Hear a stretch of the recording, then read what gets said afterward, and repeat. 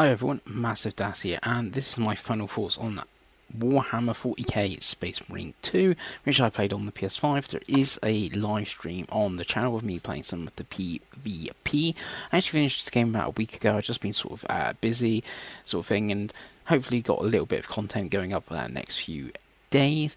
So yeah, Space Marine 2 is a bit of an odd game. It has a lot of content. Everything's like polished and stuff. There's like no bugs apart from the Tyranids in the game or anything like that.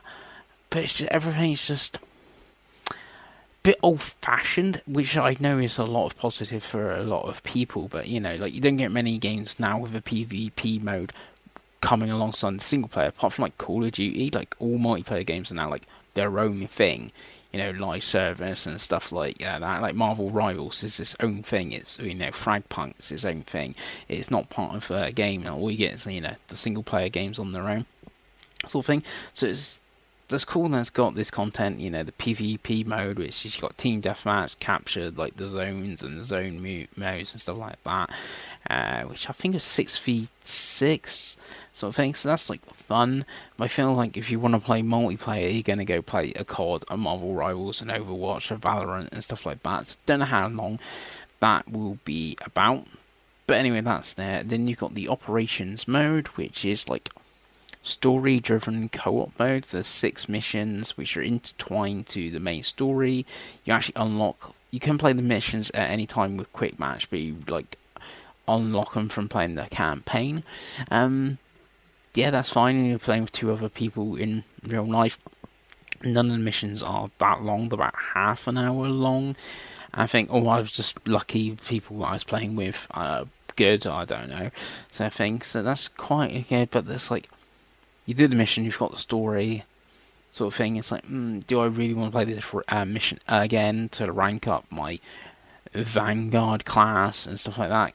Like the classes seem to be separate as well from the PvP and the PvE sort of thing. So like, even though I was playing a lot of the, I want to say it's Vanguard, but I could be wrong, class in the PvE, you know, the character with the shield and like the pistol and got the healing, stuff like that. That's what I also tried to play in the PvE mode. Not all the time, because people play, you know, be one of each class. Like, I'm sure it's different rankings and stuff like that, so it's like a lot of grind there if you want to get the thing, and like trophies and or achievements you're playing on Xbox linked to that sort of thing.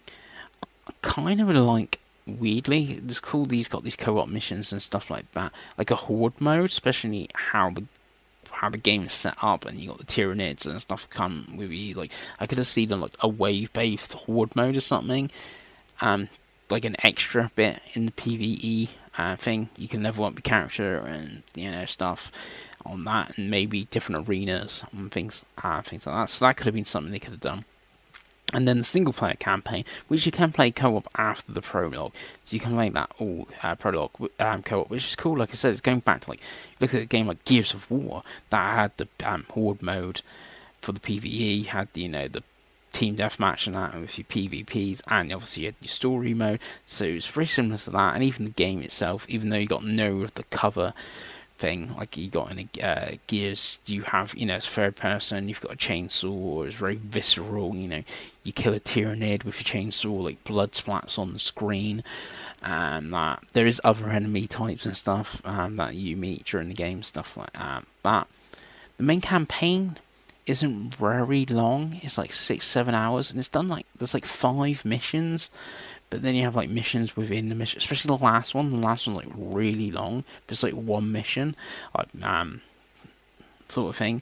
So I just played it in like one go, sort of thing. But I guess it was save the game, autosave, and you could have gone and come back. Campaigning, it's like, doesn't do anything wrong. And like I said, it's not, you know, it's not bugged. It looks great. Played it in 60 frame modes, but it still looks, you know, great in 60 frames. Stuff. I did try the 30 frames mode briefly, and I was like, oh no. Played the 60 frame mode, and the story is quite interesting. You do have the Warhammer lore and stuff, so some of it does go over your head and stuff like that. But it's just, it's very samey. Even though there's like 5 missions, they're all quite long. Like I said, the game's like 6-7 hours. So let's say an hour a mission, that would be 5 hours. So they're quite long, and they're very repetitive.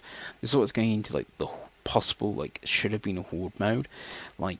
You know, you go to a certain bit and you get to an elevator and you got to press a button and wait for the elevator, and then here comes a swarm of Tyranids, and it's like, and you're waiting like 10 minutes. Well, it might not be that long, but it kind of feels like. And then you kill the Tyranids, go to the elevator, get some dialogue over your headset or from your captain, stuff like that, and then you walk the next bit, and wherever you've gone, up or down the elevator, you might find a data pack, which is like the collectibles and stuff like that. And then you move into the next room and you have this fight some more, and then it'd be like, you gotta guard this pylon or something like that, and then do that for like 10 minutes. So the gameplay does get very repetitive. So it's like, it's an odd one. Like the gameplay, you know, the shooting's good, the like using like a chainsword or the other, like it's like a lightning sword thing, that stuff feels really good. Like the shooting feels really good. Like you feel like what a Space Marine most really feel like, you know, like 7 foot in this big armor. You feel like really chunky, especially on the DualSense playing on the PlayStation. Like you can feel like you walk in if you on the metal thing. Like that's all really good. It's just like the structure is kill some enemies, press a button, wait 10 minutes, kill some more enemies, repeat, and you do that for like 6 hours. Why I said like a horde mode would be good, because that's basically the same. It's like, oh, you do that, wait for an enemy, kill them, do the next round, or something like that. And there's DLC coming, so that could be something they added. So this is, it's a weird one to recommend. I think most critic scores are giving it like around an 8, and that's, I don't know if that is generous or not. Like I said, it's got a lot of content for the price, and it's sort of full price. It's not quite. I think it's 50, not like the 60-70 quid games are now. Well, I might just got a deal thing. So it's not full price. There is a lot of content. Like I said, it doesn't do anything like wrong, and it is like a fun, like silly time sort of thing. I think after, if you played this and then played like a more serious game after, or like a more serious game before it, and it's like, I just want to shoot Tyranids and chainsaw them, that thing, or you got people to play the co-op mode with, and you're gonna play those 6 missions more than once to rank up your character, to go for the trophies, or you're gonna get really into PvP, and hopefully it sticks around and people don't go back to their CODs or their Fortnites or something like that. But yeah, this has been my thoughts on Space Marine 2.